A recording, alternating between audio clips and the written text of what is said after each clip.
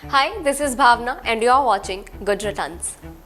World के largest oil producing countries OPEC यानी organization of the petroleum exporting countries और उनके एलाइज ओपैक प्लस ने ये फैसला किया है कि ऑयल प्रोडक्शन में 20 लाख बैरल्स पर डे का कट डाउन किया जाएगा। हर रोज 20 लाख के ऑयल प्रोडक्शन में कटौती होना क्या इंडिकेट करता है, इसका ग्लोबली क्या असर होने वाला है, क्या पेट्रोल डीजल की कीमतें बढ़ जाएंगी, ये सब डिटेल में जानेंगे इस वीडियो में। कोविड-19 पैंडेमिक के बाद ये लार्जेस्ट कट डाउन है। ब्रेंट क्रूड जो कि इंटरनेशनल बेंचमार्क है वो $92 पर बैरल पर ट्रेड कर रहा है। लेकिन ऐसा क्यों हुआ ये सब मैं आपको बताऊंगी, लेकिन उससे पहले डू सब्सक्राइब गुड रिटर्न्स। इस साल फरवरी में रशिया यूक्रेन वॉर के बाद क्रूड ऑयल के दामों ने आसमान छू लिया था, लेकिन सितंबर में यूरोप में रिसेशन के डर से क्रूड ऑयल के दाम अचानक नीचे गिर गए और पिछले 3 महीने के दौरान 120 से $90 पर बैरल तक पहुंच चुके हैं। जुलाई अगस्त के दौरान चाइना में लॉकडाउन के कारण डिमांड में कमी आई थी। बता दें कि चाइना दुनिया की सबसे बड़ी ऑयल इंपोर्टर कंट्री है। डिमांड कम और प्राइस कम होने का negative impact OPEC plus group की कंट्रीज पर देखने को मिला था। इसीलिए ऐसे में ये ग्रुप प्रोडक्शन कट करके इंटरनेशनल मार्केट में क्रूड ऑयल के प्राइसेस बढ़ाना चाहते हैं ताकि उनकी कमाई ज़्यादा बढ़ सके।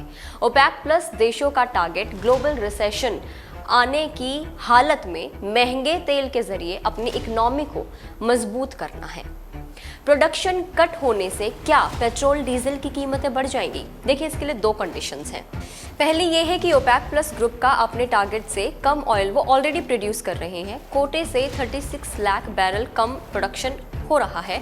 ऐसे में अगर इसी 36 लाख बैरल में ये 20 लाख बैरल इंक्लूड है इसी 36 में, तो ये सेफ होगा, पेट्रोल डीजल की कीमतों में उछाल नहीं आएगा। ब्लूमबर्ग में भी अपनी एक रिपोर्ट में ये कहा है कि प्रोडक्शन में कटौती से ग्लोबल सप्लाई ज़्यादा इफेक्ट नहीं होगी।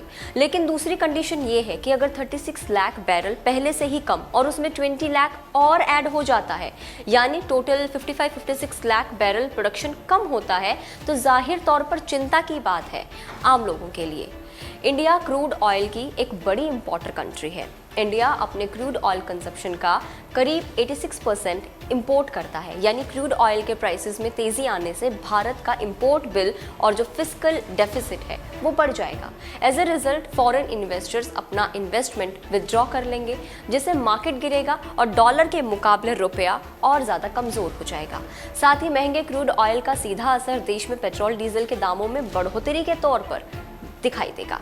बता दें कि अमेरिका इस प्रोडक्शन कट का कड़ा विरोध कर रहा है और इसके पीछे रीज़न ये है कि नवंबर में वहाँ पर इलेक्शन होने हैं। जो बाइडन पहले से ही इन्फ्लेशन को कम करने के लिए इस कोशिश में लगे हुए हैं, लेकिन ऐसे में अगर प्राइसेस हाई हो जाते हैं, प्रोडक्शन कट डाउन हो जाता है, फ्यूल के रेट्स अगर बढ़ जाते हैं, तो ये उनके लिए प्रॉब्लम हो सकती है।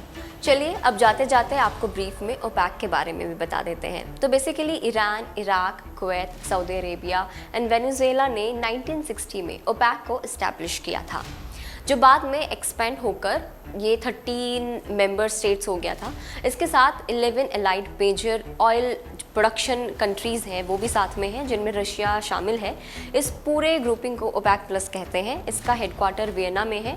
ओपेक में ऑयल प्रोडक्शन करने वाली जो कंट्रीज़ हैं वो ये सोचकर एक साथ आई थी कि ऑयल एक्सपोर्ट पर सही से कंट्रोल बनाकर दुनिया में ऑयल प्राइस को अपने मन मुताबिक तय किया जाएगा।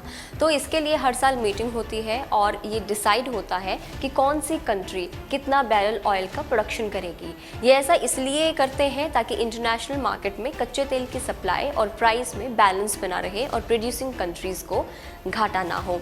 So that's all in this video. I hope ये आपको ये वीडियो पसंद आया होगा और काफ़ी यूजफुल, इन्फॉर्मेटिव भी लगा होगा। See you in the next video. Bye.